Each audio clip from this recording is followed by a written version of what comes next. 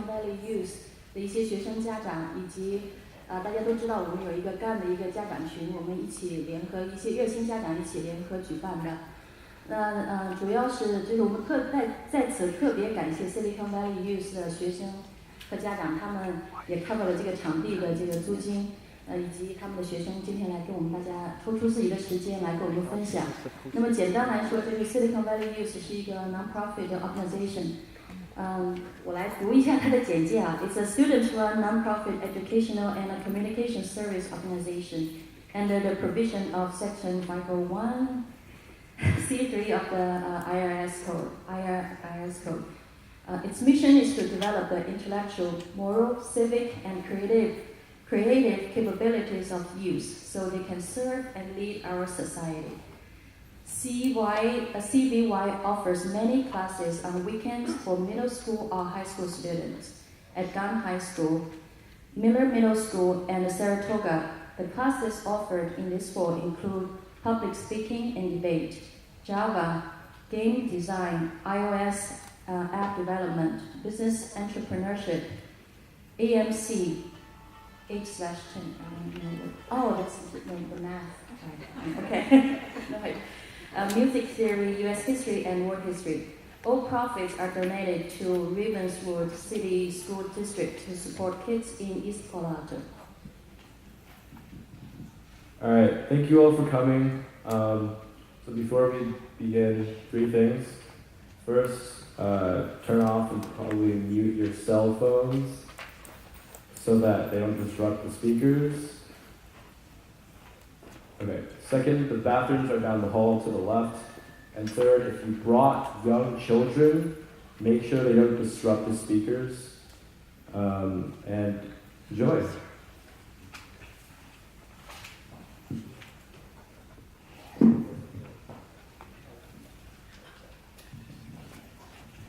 Okay, so the WeChat group has come up with a list of 14 questions, so we'll just go through each of the questions, and then after we exhaust these questions, then if we have time, you guys can just raise your hand and ask any questions you want.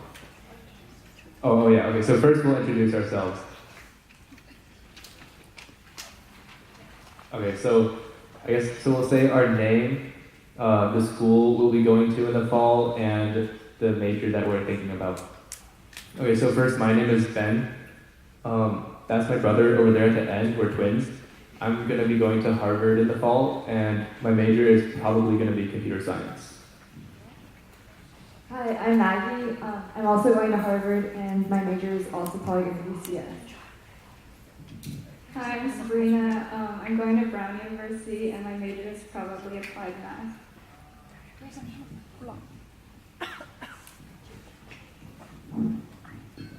Hello. Yeah. Okay. Hi, I'm Julia. I'm going to UC Berkeley, and I'll be attending the School of Letters and Sciences and CS as well. Hi everyone, I'm Brian. I'm the twin brother of Ben, and I'm going to Yale University in the fall.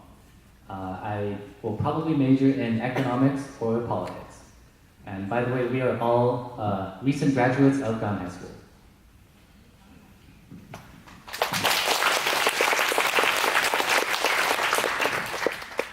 All right, so we'll start seeing the questions now. So the first question, how did you prioritize your activities throughout the year? So we can start at the end, or whoever wants to speak up first. So first of all, the most important part of high school, I would say, is academics. You need academics in order to learn as much as you can, explore your interests as much as you can. And of course, you need to do well in academics to apply to a good university.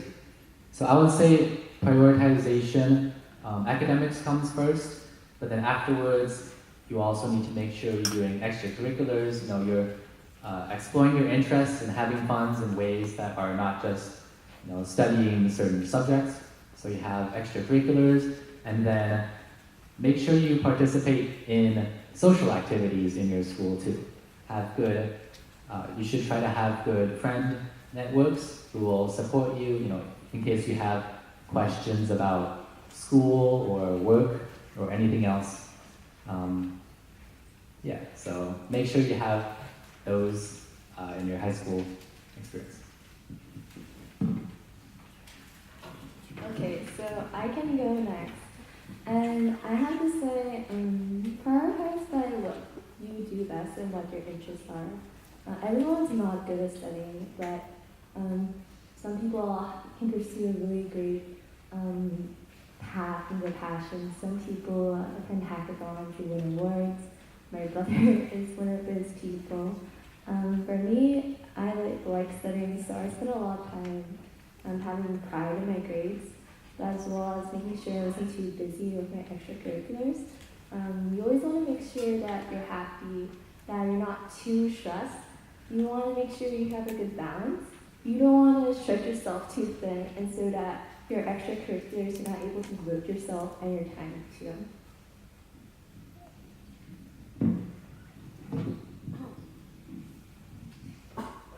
For me, I always needed my 8 to 9 hours of sleep, so that was my first priority.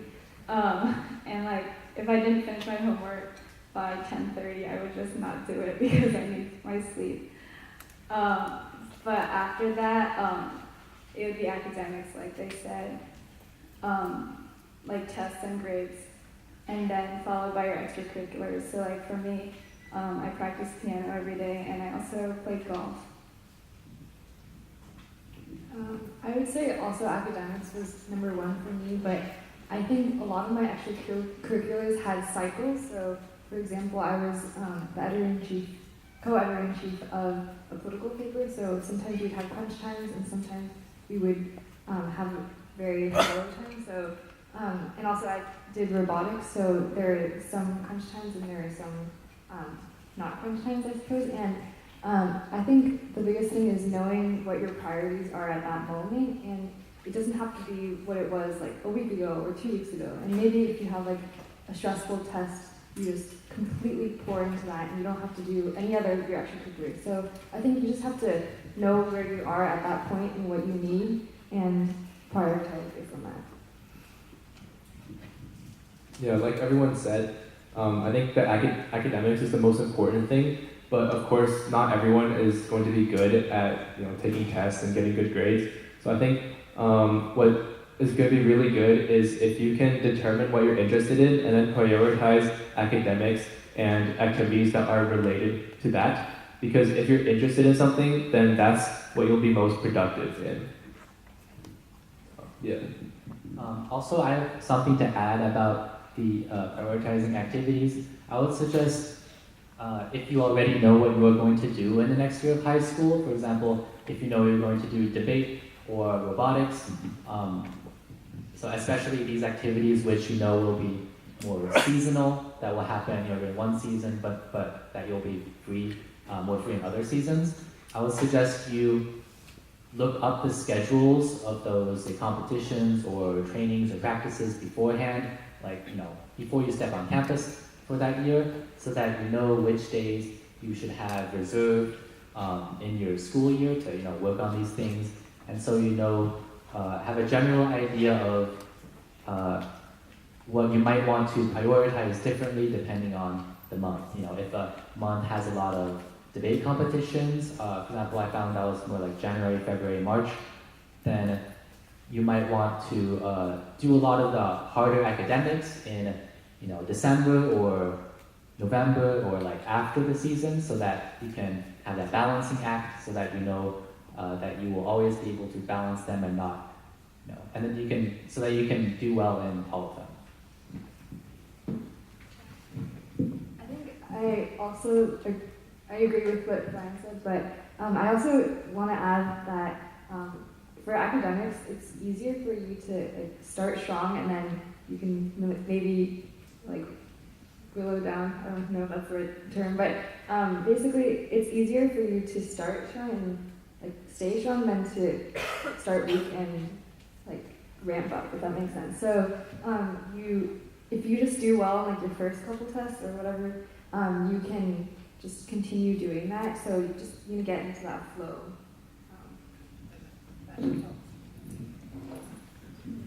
Yeah, I would agree with that. It's always better to have a like kind of safe grade that you know like even if you do poorly on like the next due test, then your grade will still be okay, than to like start off with a low grade and then try to bring it higher later. Okay, so then we'll move up onto the second question. How did you decide what would be the focus of your college applications?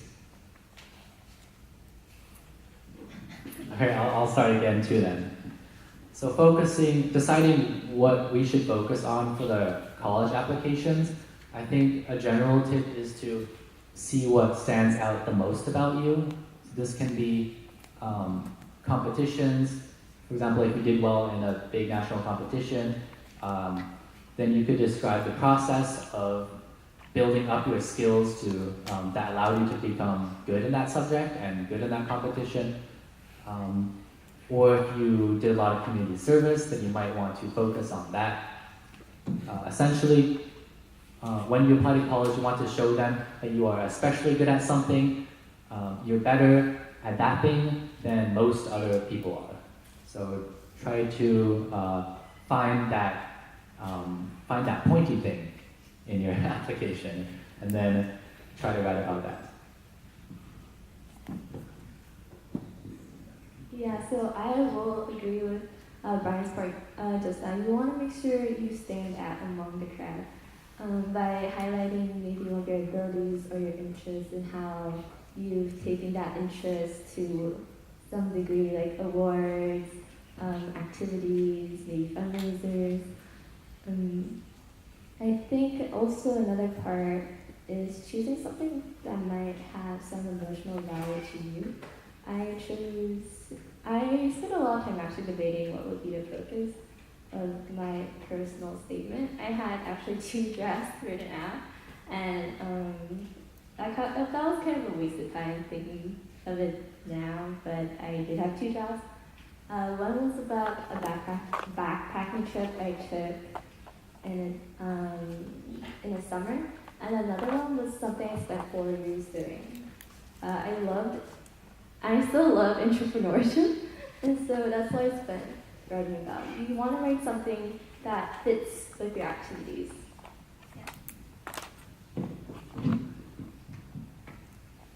Yeah, I agree that you want to try to stand out, but on the other side, like if everyone's trying to stand out, you're probably not gonna like be as unique as you think you are with the activities and like grades. So I think like you shouldn't worry that much about being very different from the rest of the people, and just highlight like what you've been doing most like in your past 4 years or before that. So for me, like I spent all my summers going to music camps instead of like academic stuff. So I just wrote about music in my personal statement. For me, I focused on mostly robotics and my love of computer science and how I like art as well. And I think I've known that since a very young age. Probably coming into high school, I knew that, so it wasn't super hard for me to find my focus.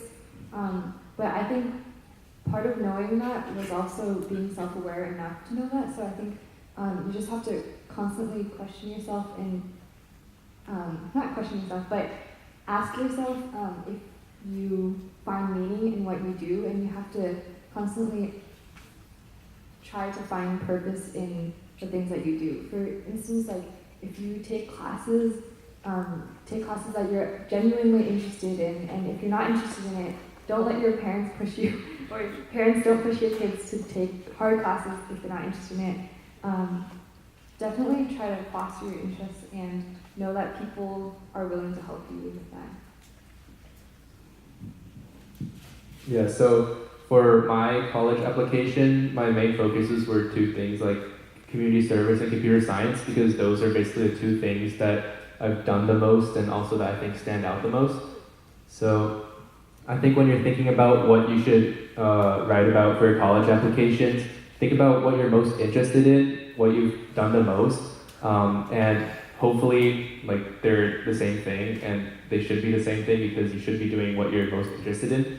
And if they're not the same thing, then try to somehow like combine them together, or if you have time left before your application to college, like if you right now you're a freshman or a sophomore, then try to take like what you've been doing the most and what you're most interested in and combine them. Like for example, I have a friend who's interested in music and does a lot of computer science, so he found an internship where he combined those two interests.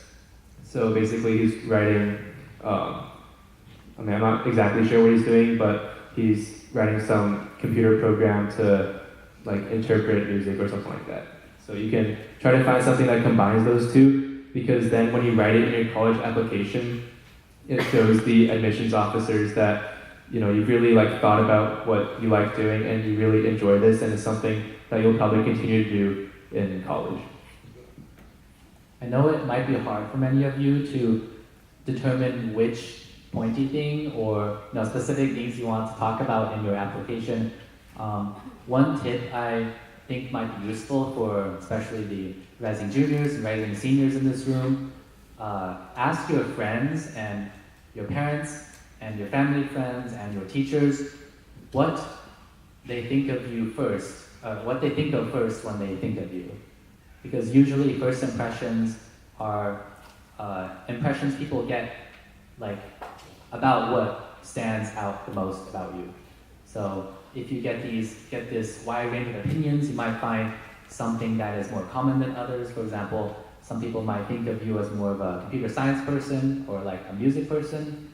And once you gather all the information, then you might realize, hey, that's how people think of me. That's how, that's what stands out most about me. And then you can write about that. So I want to say that your personal statement should not be like a resume. It should have some emotional value. It should be something that you're interested in. So then when you're writing it, it comes out easily. Otherwise, it's kind of a struggle to write about it. That's just advice for anyone going through the college admission process. Yeah, I definitely agree with that. I think what will stand out the most, even if something that you've done is really impressive, it might not stand out as much as someone else who you can tell from their essay they're really emotionally invested in that thing. So I think if you can move the reader of your essay, then that's actually the best thing. All right, we'll move on to the next question. When do you recommend taking standardized tests? When to take standardized tests? I would say the general rule is take tests as early as you can that you are prepared for. So make sure when you are taking these tests, you are well prepared. Don't rush into the tests. However, if you can do the tests earlier, then that can be better. So for example, I took the SAT in 10th grade, which allowed me to have a lot more free time in 11th grade and 12th grade to focus on my APs, which I then knew I would have more time to work on, and I did better because of that. So I know 10th grade is really early for most people. So your timeline of taking standardized tests should be not too early, but just as early as possible, I'd say. Yes. The earlier you can take them, the less stressful it will be, because it kind of gets into a time crunch at some point. I didn't really consider taking my standardized testing during 9th and 10th, and I did regret it a bit. I took my SAT 2s in 11th grade. I also took my ACT test in 11th grade, and they say junior year is your hardest year, and so that was just more stress on my course load. So I knew people who took their SAT and ACT in the later half of 10th grade, and I think that's actually a pretty good idea. But don't rush into it. Take your time studying, do practice tests, make sure you're confident, and then sign up. I wish I was like Brian and started earlier, but I was actually planning to take the new SAT, which would have been in the later half of my junior year, until I realized all my friends were taking the old one. So I started studying in September of my junior year, and then I took it in December. And it was definitely stressful during that time because I was also playing on the golf team like in the fall. So I could only study on the weekends, but I think that if you're focused when you study and you focus on the real test, it shouldn't be a problem. I also didn't start early. I think that was a big mistake because I was pretty busy junior year, and I took it February, and I took it again June, I think. And I think that was a mistake. I probably should have done like early junior year, but I'm not really sure. I don't remember why I didn't. And I took my first SAT 2 after freshman year, and that was SAT math, and then I took SAT 2 after junior year as well, which was chemistry. And I think definitely for math, I think it was just you take it as soon as you can. I think after trig, you should be prepared for it. And for chem, I think I regret not taking it sooner. I think I should have taken it after chemistry, like the first year chemistry, which was Chem H. I took it after AP Chem, and I think it was a little bit too much preparation, and I forgot like the more basic parts of chemistry. So I think if I were to do high school over again, I would probably take it sooner. Yeah, I would definitely agree with what everyone said. I also took the SAT at the same time as Brian, so like in sophomore year. I think the best time to take like SAT or ACT would be like in the spring of sophomore year or the fall of junior year. Like two reasons. One is that time will be less stressful because the closer you get to college application time, like especially in the spring of junior year, the more things you'll have to do and the more stress you'll be under. And then also, of course, if you take the test earlier and you get a bad score, then you have more time to study and try to take it later. So I think it's better to take standardized tests as early as possible. For the SAT 2 subject tests, I think just take it like right after you finish the class. So like in June, like all my SAT 2 subject tests, I took it right after the class. Like for example, for the Chem SAT 2, I took it right after Chem H in June. For math, I took it right after the trig class. So I think because that if you take it right after you finish the class, it's freshest in your mind. And if you wait like another year to take it, you'll basically like forget a lot of things, and you might have to spend a lot more time reviewing. I would also recommend for AP tests, which we haven't talked about yet, I would say if you can take AP tests earlier than junior year, then you should try to take like one or two just to see, to get a feel for the difficulty of AP tests. Now I know that there are a lot of high schools that do not let you take AP tests before junior year, such as Gunn High School only allows us to take AP Computer Science before junior year. So I took that, and that allowed me to get a feel for what a college curriculum course is like. Oh, and then for other standardized tests, like the California standardized